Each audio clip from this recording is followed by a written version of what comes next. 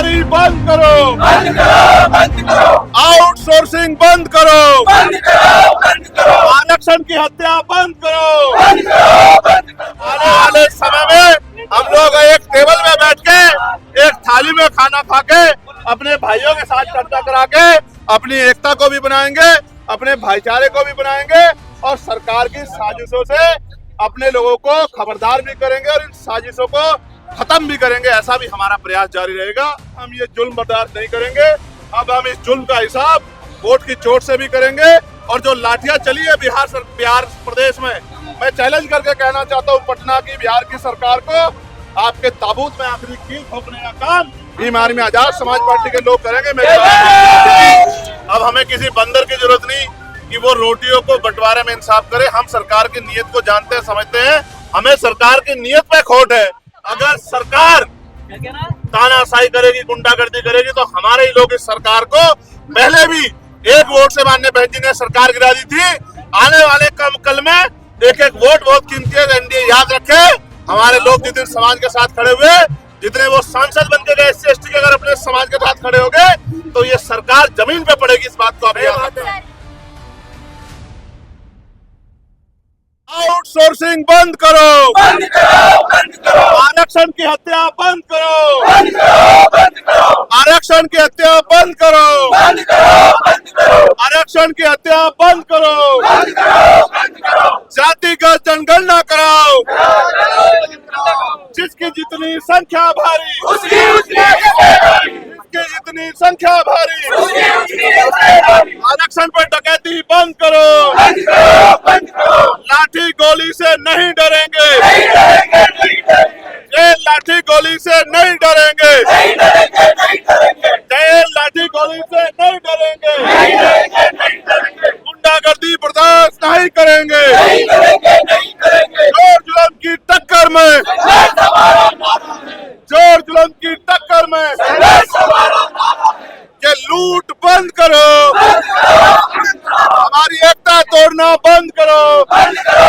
बंद करो। समाज अपनी एकता बनाओ, एकता बनाओ, एकता बनाओ, बहुजन समाज अपनी एकता बनाओ। एकता बनाओ, एकता बनाओ। मनवादियों की चाल से सावधान रहो। सावधान रहो, सावधान रहो। अगर आज हम बिखर गए तो कल वो दिन दूर नहीं कि हमारे अधिकारों को, हमारे संवैधानिक आरक्षण को आर्थिक आधार पर ले जाके बिल्कुल खत्म कर दिया जाएगा। हमें अपने भाइयों की इन गुंडागर्दी वाली सरकारों से ज्यादा चिंता है। हम अपने भाइयों के हकों के लिए उनसे ज्यादा पूर्ण रूप से समर्पित हैं।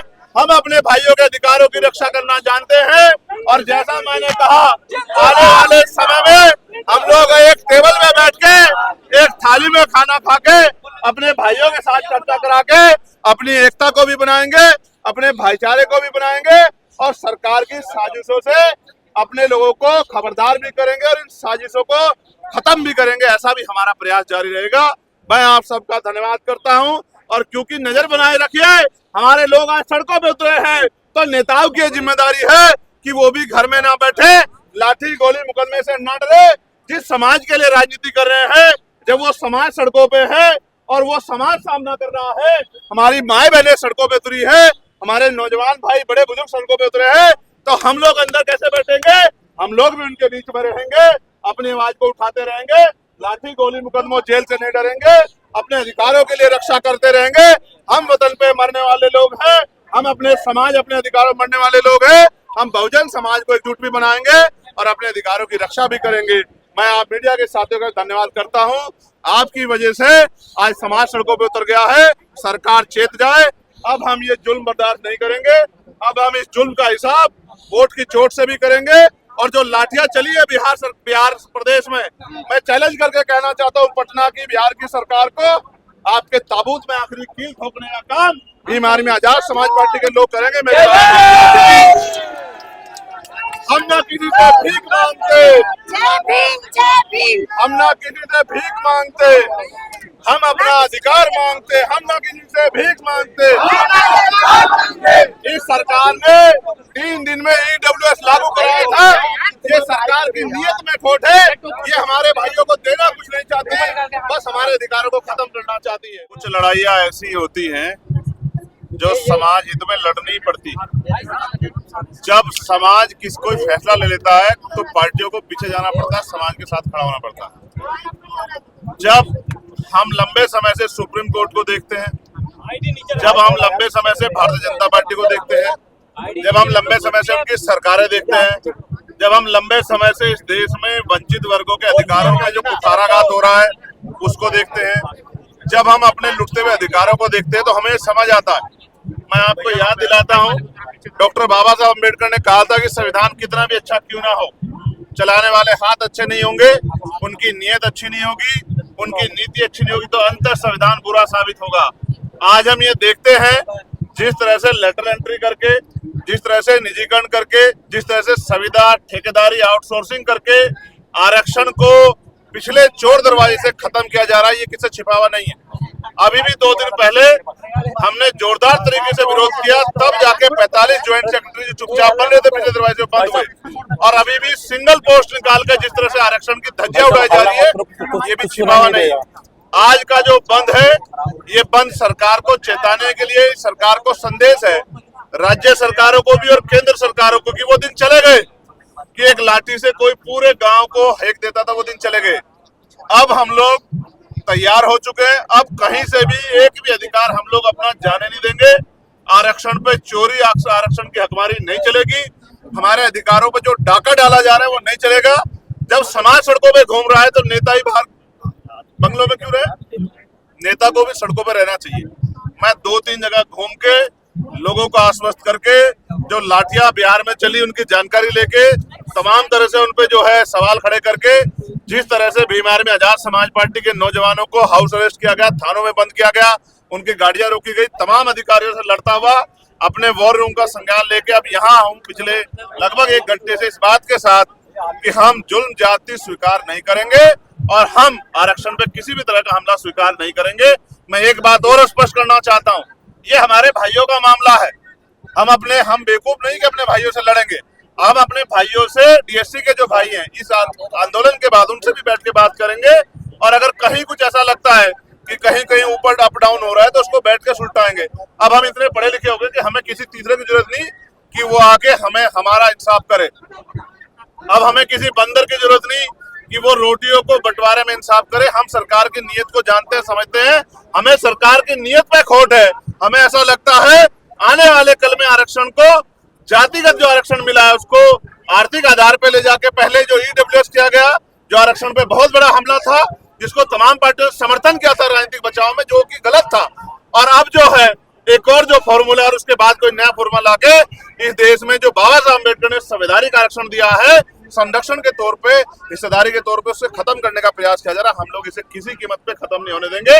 जब तक हमारे शरीर में लहू का आखिरी कतरा रहेगा, हम आरक्षण की भी, संविधान की भी, अपने लोगों की भी, सरकारी संस्थाओं की भी, और जो क्लोजम से बने जज हैं, जहां all India judicial service commission बना के SC ST OBC और सामान्य जाति के बच्चों को मौका मिला जज का, वो जो लूट खसोट हो रही है उसको भी हम लोग रोकने का काम करेंगे। हम इन सरकारों को, मानववादी सरकारों को दिन में तारे दिखा देंगे, ना भाईचारा टूटने देंगे, ना अपने अधिकार लूटने देंगे, और किसी भी कीमत पे जब भी सरकार द्वारा कोई हमला होगा हम लोग घर नहीं बैठेंगे। संकल्प के साथ आज हम लोग मैदान में। इसको साजिश मानता हूं। अगर अधिकार दिलाने की बात हो तो मैं आपको याद दिलाना चाहता हूं, 1.5 साल पहले हमने तमाम राष्ट्रपति को भी ज्ञापन दिया था, पूरे देश में धरना करके, प्राइम मिनिस्टर को भी ज्ञापन दिया था, मुख्यमंत्री को दिया था कि जो जातियां हाशिए में है, आपके फॉर्मूलों की वजह से, आपके सिस्टम की वजह से, क्यों आपने आरक्षण अभी तक पूरा नहीं किया।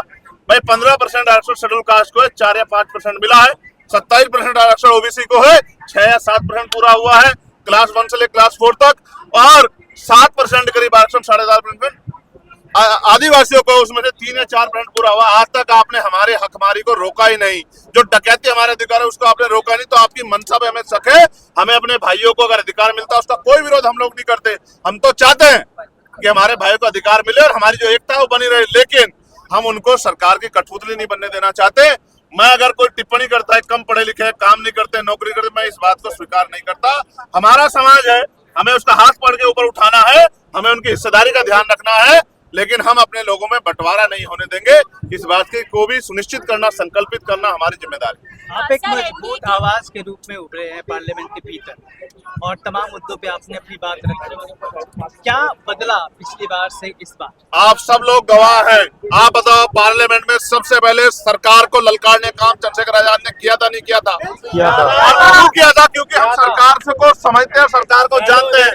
और आप ये बताओ, अगर ये विरोध नहीं होता तो ये 45 ज्वाइंट सेक्रेटरी सरकार बना रही थी, क्या ये बनते नहीं बनते? बताओ। पहले 63 बना रखे लेटर एंट्री के जरिए। मैं फिर कह रहा हूँ, आज समाज ललकार रहा है और उस दिन हमने ललकारा था। ये ललकार तब तक जारी रहेगी, क्या तो हमारी आवाज को कुचल दिया जाएगा या फिर हमारे लोगों को अधिकार मिलेंगे।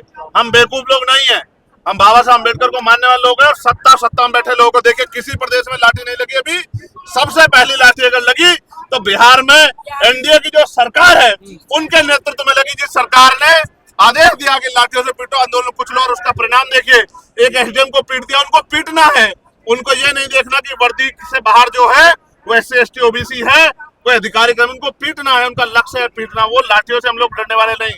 हम लाठियां छोड़िए, हम पिछले आंदोलन में हमने कुर्बानियां दी थी, हमने शहीदगी दी थी। हम लाठियों से नहीं, हम गोलियों से नहीं भी डरेंगे।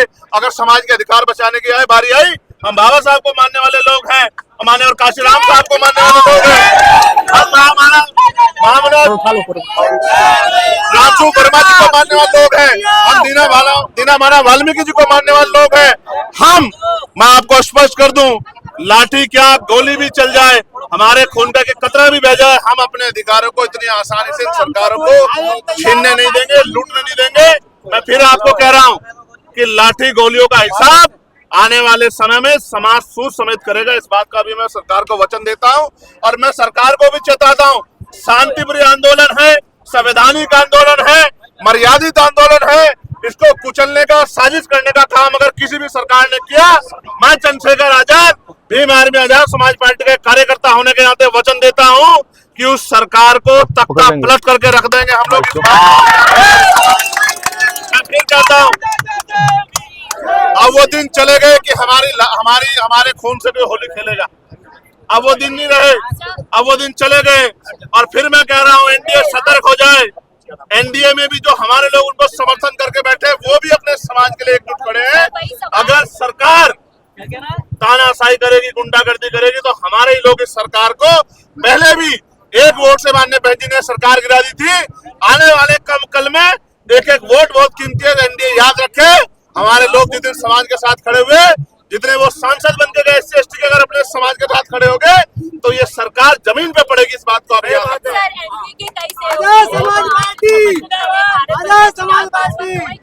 इसका विरोध कर रहे हैं, कह रहे हैं हमारी जाति अलग है। इसको कैसे देखते हैं? क्या आने वाले समय में एनडीए में फूट हो सकती है? देखिए, मैं फिर कह रहा हूँ, जिसे जिसे समझ आ रहा है वो विरोध कर रहा है, और जिनको नहीं समझ आया उनको अपने भाइयों को हम लोग बिठा के वार्ता करके टेबल टॉक करके समझाएंगे। गोलमेज कॉन्फ्रेंस हुई थी या नहीं हुई थी? आंदोलन के बाद भी रास्ते होते हैं। हम अपनी एकता को टूटने देंगे। जिनको चुनावी लाभ चाहिए हमारी एकता को अलग अलग करके, वो अलग लोग हैं। हमें अपने भाईचारे को बनाना, हम लोग टेबल टॉक करेंगे, हम उनके बीच में जाएंगे, हमारी जिम्मेदारी है। हम उनसे वार्ता करेंगे और उनसे कहेंगे कि बताओ कहाँ समस्या है, उस समस्या को हम लोग मिलकर दूर करेंगे। आप बताओ, अगर किसी के बड़े भाई को हक मिलेगा, क्या छोटा भाई विरोध करेगा? या किसी के छोटे भाई को हक मिलेगा, क्या बड़ा भाई विरोध करेगा? सवाल ये है, आप इसको इस तरह समझो, 13 पॉइंट रोस्टर आया था, हम लोगों ने सामूहिक रूप से विरोध क्यों किया? कि अभी आरक्षण की वजह से 6ठा पद हमें मिलता है। 3 से 4 पद निकाल के, एकल पद निकाल के जब आरक्षण को बिल्कुल जीरो कर दिया गया और सामान्य जाति के लोगों को भर दिया गया, तो हम इस षड्यंत्र को समझते हैं, इसलिए हम लोग इसका विरोध करें। इसलिए नहीं कर रहे हैं कि हमारे भाइयों को कुछ मिल रहा तो हम क्यों विरोध करेंगे? अगर ये 2 नौकरी हमारे भाइयों को मिल जाती है, 2 नौकरी चंद्रशेखर पासी, चंद्रशेखर जाटव के अलावा चंद्रशेखर वाल्मीकि को मिल जाती है, अतुल वाल्मीकि को मिल जाती है, हमें दिक्कत नहीं है। बात नौकरी की नहीं है, हमारी एकता नहीं टूटी है जो सरकार को तोड़ना चाहती है। 2 नौकरी अगर डोम को मिल जाती है, हमें दिक्कत नहीं है। नौकरी की बात थी नहीं। हम एक ग्रुप है, हम एक ताकत है, हम एक शक्ति है। उस शक्ति को हम लोग किसी भी कीमत पर नहीं जाने देंगे। जो लोग संविधान लेके पूरे लोकसभा चुनाव में घूमते रहे, 2 बड़े नेता, आज जब दलितों के भीतर एक सबसे बड़ा सवाल है ये रिजर्वेशन में क्लासिफिकेशन का, तब उन्होंने चुप्पी साध रखी है। समाज की आंखें है, समाज सब देखता है। समाज को किस तरीके से समझना चाहिए? देखो, वो लड़ाई कुछ और थी। वो लड़ाई ये थी कि भारतीय जनता पार्टी को हटा के देश बचाना है। अब लड़ाई कुछ और है। आने वाले चुनाव में आपको सबको पता लग जाएगा कि समाज क्या सोचता है। समाज बहुत सारे लोगों के चेहरों से पहले ही उनके चेहरे बेनकाब हो चुके हैं, इसमें कोई छिपा हुआ नहीं है। हमने डिमोशन जो हुआ वो भी देखा, हमने बहुत कुछ देखा, हमने ये सरकार भी देखी, इससे पिछली भी देखी, हमने सब कुछ देखा। लेकिन याद रखे सरकार हम बच्चे नहीं है। ये जो पसीना बह रहा है इसके लिए खून भी देना पड़ा अपने अधिकारों को बचाने के लिए तो देंगे। इन सरकारों को दिन में तारे दिखाने पड़े। मैं आपको फिर कह रहा हूँ अशोक भाई, राहुल भाई, गजेंद्र भाई, अभी 11 सितंबर बाकी है। मेरी बात को आप याद रखना।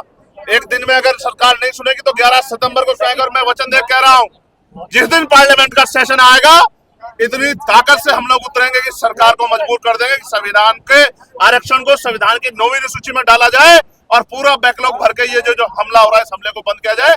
आप लोग ध्यान रखना, मैंने सड़कों की लड़ाई छोड़ी नहीं है। आप जानते हैं मैंने सड़कों की लड़ाई नहीं छोड़ी है। मैं भले ही मेंबर ऑफ पार्लियामेंट हूं मगर मैं अपने समाज के लिए सड़कों पे हूं, सड़कों पे था, सड़कों पे रहूंगा।